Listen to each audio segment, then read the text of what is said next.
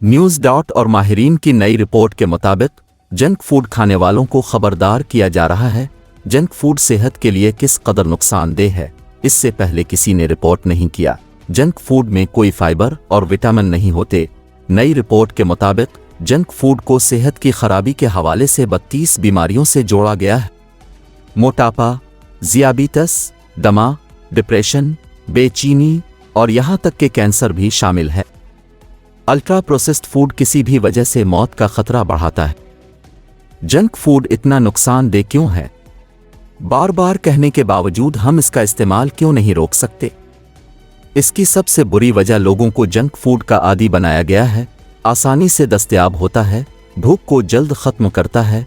Junk food के इस्तेमाल को रोकने के लिए किया जा सकता। जंक फूड को सबसे ज़्यादा इस्तेमाल अमेरिका, बरतानिया, फ्रांस, स्वीडन, इंडिया और पाकिस्तान में भी जंक फूड का इस्तेमाल बढ़ता जा रहा है। मज़ीद जानने के लिए न्यूज़ डॉट की ये रिपोर्ट देखते रहें।